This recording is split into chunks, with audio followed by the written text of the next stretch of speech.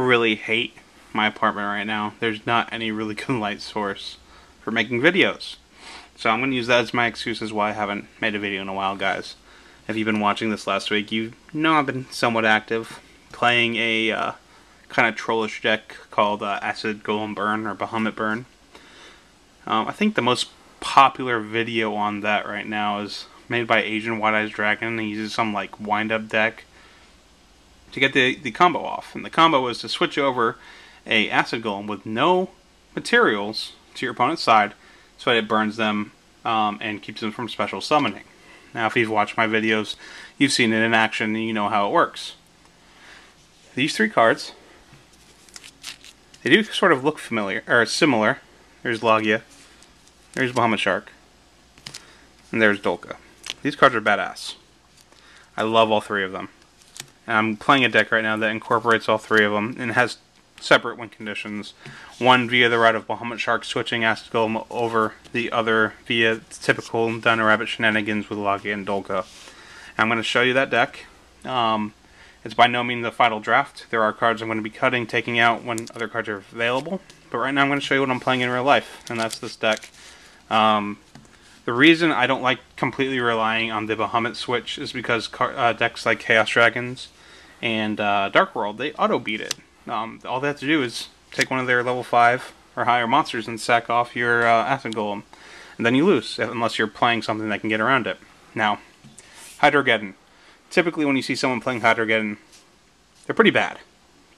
Probably playing some terrible Dino deck, or it's just, they have it as a one-of, and they're just like using it as a fucking 1600 beat stick or something.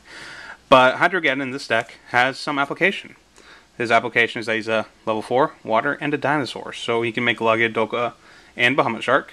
And he's got a, his effect when it goes off is pretty damn good. So he's probably gonna get replaced by Tin Goldfish when it comes out, but I haven't decided yet because I do like the fact he's a dino. Like he's like my little Guaibo with Down syndrome that still works for Bahamut Shark. So I only have one holo because for some reason people like saying that their Hydrogeddons are worth $5, which is absolute shit. So running instead of him, of course, everyone's favorite water dinosaur. That's a normal Cavazols, which is hard as hell to find. It took me. This was actually the hardest part of the deck to get, was Cavazols, which is really kind of sad. I'm talking about online, in person, anything. Like Troll and Toad was sold out. I think Ideal 808 was sold out.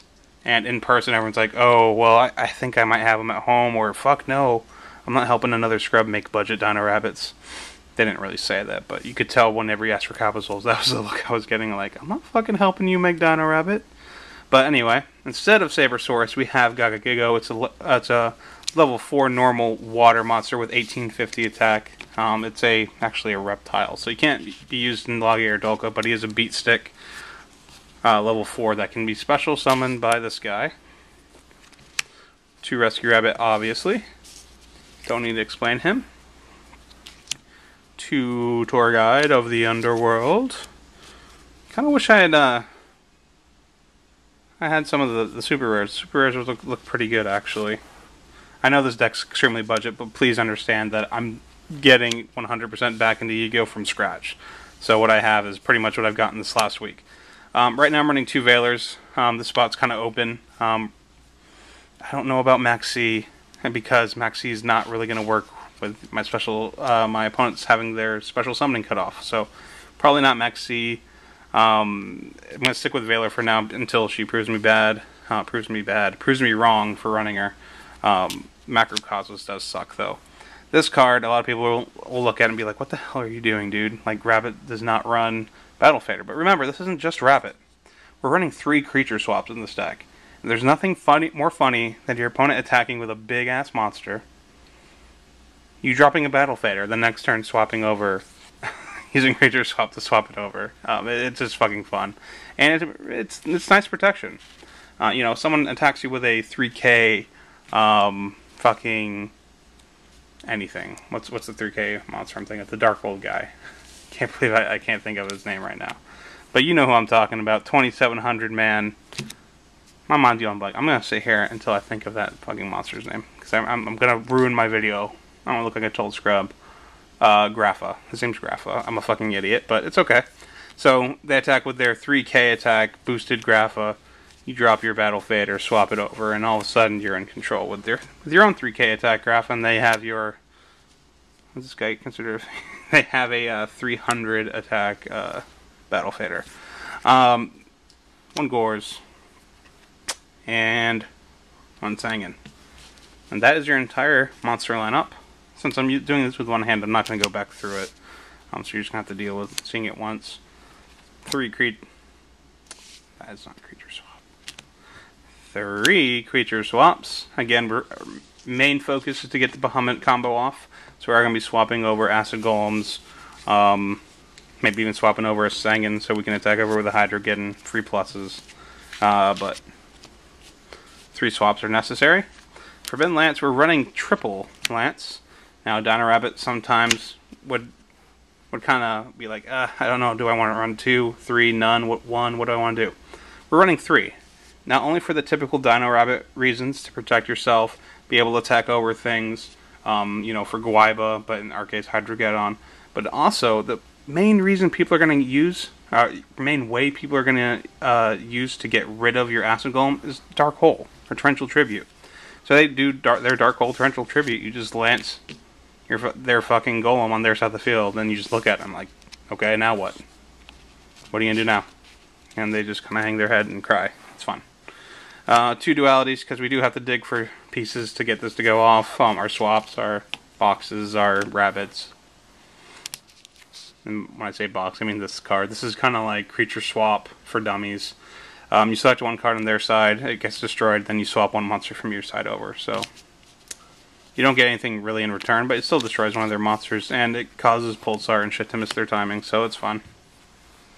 1 MST, and a bunch of stables. I'm not going to read these off to you, because that's just a fucking waste of time. You guys know what all these cards do. Allure, because we are running Darks, then Dark Hole.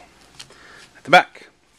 Now, my trap lineup is the least concrete of all of this. This is very open to suggestions, so please, if you have suggestions, let me know. 2 Bottomless, 2 Compulses. Compulses are pretty much staying. Actually happened the other day. I had my creature swap Dark Bribed. I was stuck with Acid Golem on my side of the field. I was like, oh shit, oh shit, oh shit. And then I drew Compulse, so I only took like 2k burn damage from it. But it could have been a lot worse. A lot worse. 1 Torrential. Now, this is probably going to end up being a Mirror Force, or 2 here in a minute. Torrential, just because, again, my card supply is very low. So, Torrential may stay, may go. Haven't decided yet. Obviously, I don't want to boot my own Bahamut Shark, or excuse me, my own Acid Golem off the field. Kind of counteracts, what's the word I'm looking for? It's the opposite of what I'm trying to do. This card, Huge Revolution is over. I initially started running it because I didn't have room in my extra deck for a Stardust, and I didn't have a Starlight Road. So I started running the Huge Revolution is over, and I actually like it. Can't be warninged, and leaves me extra spot in the extra deck. And we are running this mainly because, again, the main way they're going to get rid of it is with Dark Hole or Torrential, and this stops it. Then 1 Solemn Judgment. So that's the deck. I believe it's 40 or 41. I can't remember. So aside from our Holy Trinity here, now I haven't changed my extra deck since I put the Hydrogeddons back in, so I might add in an extra Dolka. So we have our Holy Trinity. And you can a Holy 4 Trinity, because Acid Golem is actually a big part, and I'm sorry about the glare. We're running 2 Bahamut Sharks,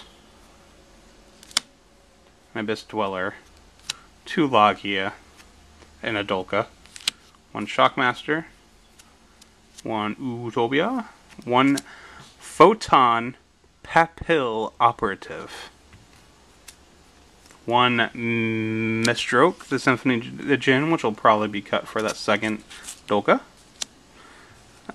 2 Acid Golems, 1 Leviathan Dragon, which can actually be summoned via Bahamut Shark, and it's just a 2k beat stick that can't attack directly. It's not bad, it's just not that great. 1 Levier, and 1 Zedmains. Reprints, yay. So that's the entire deck. Again, this is my kind of like my setup here, guys, so please understand this is not ideal I don't know why I did that. There's my computer over there. But again, if you have any questions, just feel free to ask. That's the real life version I'm running. Obviously, that's different online because there's different cards, but just post what you think below.